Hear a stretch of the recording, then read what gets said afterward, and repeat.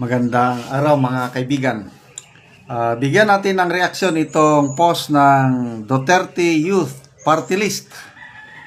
Good news po ito para sa mga DDS. Bad news para sa mga loyalist. Sabi dito, Duterte Youth Party List files first impeachment complaint against Ferdinand R. Marcos Jr. At the moment, as endorsed by Duterte Youth Party List, Ronald Cardema and Marie Cardema of Calamba City, are filing the first impeachment complaint against President Bongbong Marcos for allowing the transfer of a Filipino citizen, former President Rodrigo Duterte, to foreigners. Oh, wow! Ito na ang inaasam-asam ng maraming Duterte supporters. Kasi sinampahan nila ng impeachment complaint si VP Sara nang dahil lang sa ilan yun? Yung may notice of disallowance, 73 million na ano. Ito pa kaya? Betrayal of public trust. Kidnapping, arresting a former president and submitting it to foreigners. Okay. So, magbasa tayo sa mga comments. Michael Centino, very good. Vote for Duterte Party List. Sa mga surveys, isa sa mga nangunguna na sa top ang Duterte Youth Party List, they are now insured of at least 3 seats in Congress. Kaya pwede, butuhan nyo pa rin. Ayeng Zetrock, good done. Vote for Sir OFW. Jamie Pableo, good job. After the election, a lot of congressmen will support that move. Yeah, maganda ito dahil depende sa outcome ng election, ano? Nang dahil sa Iglesia ni Cristo, baka marami sa mga re-electionist yung pumirma sa impeachment case ni VP Sara, baka marami-rami dyan ang matatalo. Kung mananalo yung mga pro-Duterte ng mga kandidato, delikado sila. So, tingnan natin. Basta at least, nandyan na yung impeachment complaint.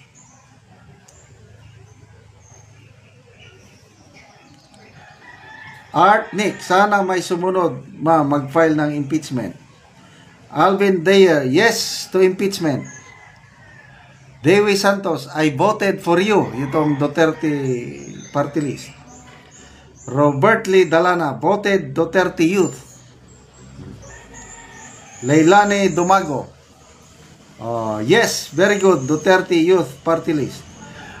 Itong mag-asawang Cardema, ang pagkakalam ko, si Ronald Cardema is dating PMA cadet. So, malaking connection niya sa mga PMAers. So, nung hindi pa nagkahiwala ang unit team, malakas siya both sa Duterte at saka Marcos. Ninang, inaanak sa kasal ni President Marcos at First Lady Liza, inaanak nilang kasal itong mag-asawang Cardema. Ganyan po. May napanood akong birthday greetings ng mag-asawang Marcos. Kino-congratulate nila itong mag-asawang Cardema sa, I think, birthday ata ni Ronald Cardema. So, very close sila. Kaya lang, nung nagkahiwalay ng unit team, itong si Ronald Cardema, commissioner ng National Youth Commission, tinanggal. So, ang kongresista dyan sa Kamara, yung babae, si Marie Cardema. Maalala nyo nung hearing ng Quadcom sa Kamara, nandyan si Pangulong Duterte. Lahat ng mga kongresista, ginisa nila si Tate Digong. Ito lang si Congresswoman Cardema ang dumipensa kay Tate Digong. Kaya, saludo ako dito sa Duterte Youth Party List. Dapat nga silang manalo. Fred Serna, yes, vote straight, me and my family from Davao del Sur. Josephine Celiana. Thank you, sir. We always support party list. Yes, yes. You have my vote. Wow. Okay, so pag-usapan natin yung timing ba? Bakit ngayon nila i-final?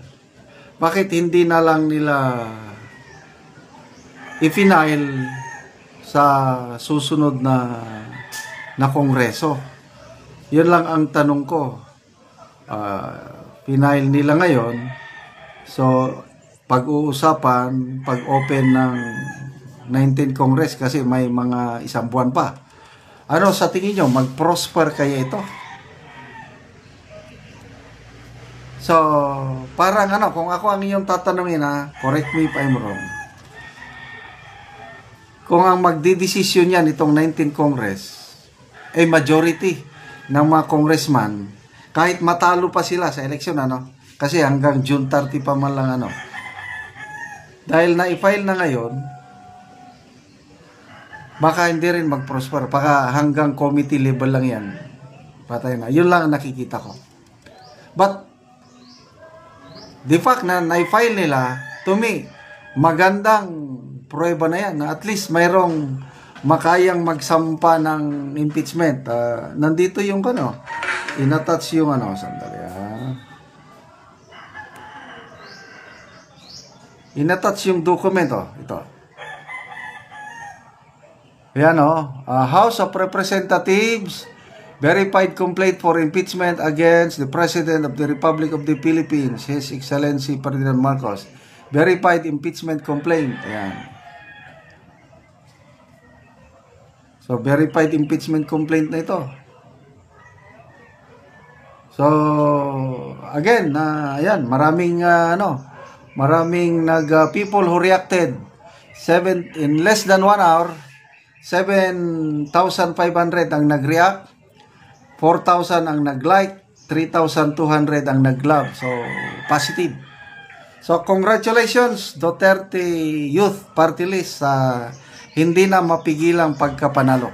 Ulitin ko, nasa top 3 sila, o top 4 kaya, assured na sila ng 3 kongresista sa 20th Congress. At sana ito makakatulong dito sa impeachment laban sa Pangulo. Mga kaibigan, salamat sa inyong pagsubaybay sa ating channel. Nakakatulong kayo ng malaki sa tribong talandig ng Bukidnon na namimigay tayo ngayon ng yero at pako para ma-repair ang sira-sirang bahay ng mga talandig.